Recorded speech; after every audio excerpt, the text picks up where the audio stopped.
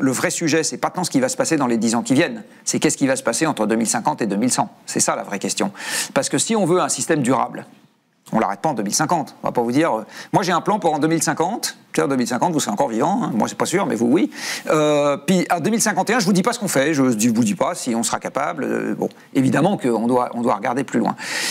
Donc, la vraie nucléaire, ça permet de voir plus loin, c'est ça? Mais tout, parce que pour l'éolien et le solaire, c'est pareil. Aujourd'hui, pour faire un système éolien et solaire, un réseau électrique avec de l'éolien et du solaire, vous avez besoin de fer, vous avez besoin de cuivre, vous avez besoin d'or, vous avez besoin d'argent, vous avez besoin d'étain, etc. Rien de tout ça ne se trouve en France aujourd'hui. Donc, réfléchir à 50 ans, ça demande de postuler sur qu'est-ce qui restera de la mondialisation.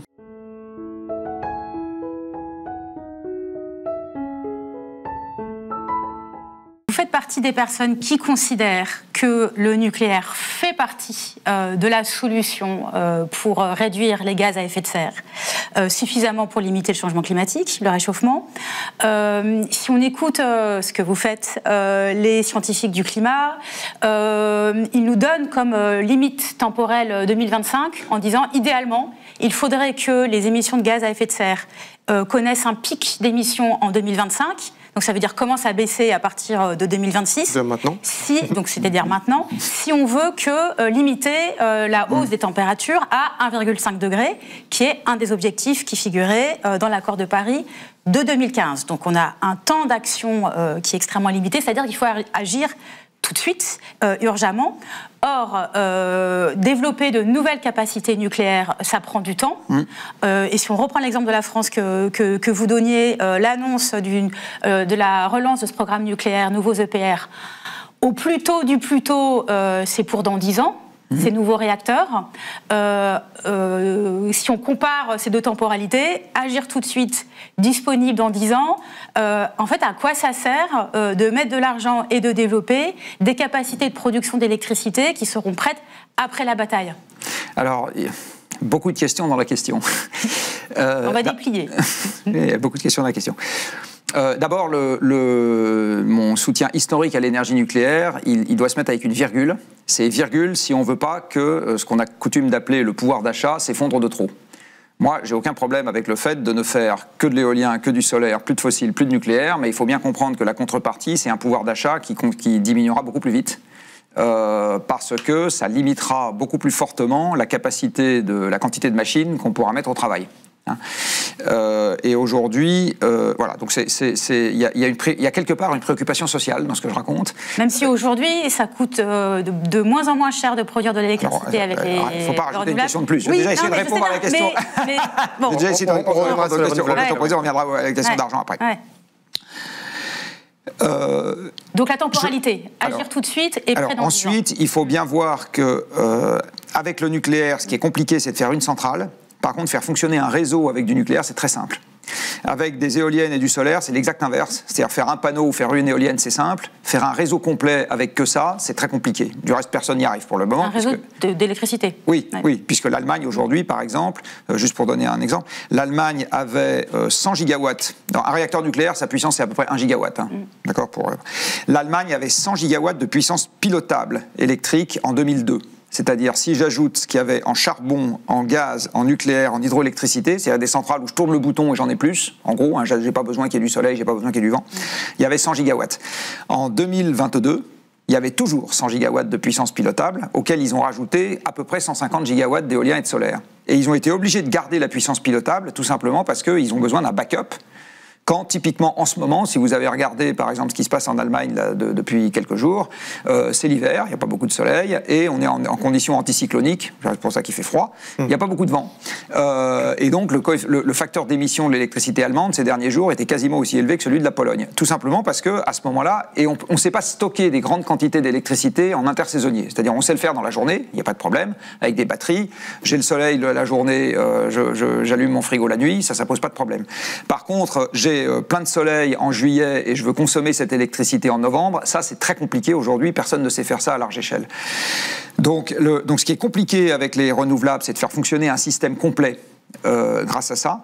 Et la bonne question, c'est si je veux un système complet, est-ce que j'irai plus rapidement avec du nucléaire ou est-ce que j'irai plus rapidement avec des renouvelables? Mais je parle bien d'un système complet. Ouais. C'est ça la difficulté. Alors après, évidemment, on peut avoir des nuances de gris. Par exemple, tant qu'on garde les centrales à gaz et à charbon européennes, rajouter des éoliennes et des panneaux solaires, ça permet de moins s'en servir et donc ça fait baisser les émissions. Donc ça, c'est toujours bon à prendre. Mais ça ne permet pas de viser un système totalement débarrassé du gaz et du charbon, parce que pour ça, on a besoin de supprimer totalement les capacités pilotables que pour le moment on a en backup, ouais, et de les remplacer par autre chose. Et encore une fois, je dis, pour le moment, il y a des scénarios qui disent on peut peut-être y arriver, il n'y a pas de démonstration par les faits, et en fait, les mêmes qui font les scénarios le lundi vous disent le mardi, Hartung, il y a 4 conditions à remplir pour que ça fonctionne et on n'est pas du tout sûr d'y arriver. Ok, mais ça répond pas. Ok. Ça répond pas à la question du délai. Agir maintenant, si, parce que le délai, des centrales prêtes dans 10 à 12 Oui, mais parce que ce que je suis en train de répondre, c'est que ce même argument se retrouve pour la production décarbonée à base de solaire et d'éolien. C'est le même argument. À terme, c'est-à-dire que si ça met 10 ans de construire la première centrale, puis après qu'on sait les construire une tous les 4 ans, parce que vraiment on a vraiment la trouille et qu'on se dépêche, bah, il faut regarder le plan complet, parce que construire un réacteur, on s'en fout, il n'y a aucun intérêt de construire un réacteur. Oui, d'ailleurs là il y en a 14. D'accord, ouais. C'est où on en construit 50 ou on s'amuse avec un, mais je veux dire, bon. Alors, si on regarde le système complet, d'abord il y a un premier truc qu'on peut faire, c'est de prolonger les réacteurs existants, donc ça donne du temps.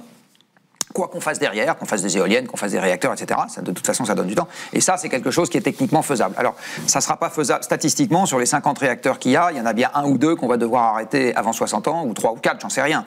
Mais il y en a un certain nombre, probablement la grosse majorité, qu'on va être capable de faire fonctionner à 60 ans. Et même un certain nombre qu'on pourra faire fonctionner encore plus loin.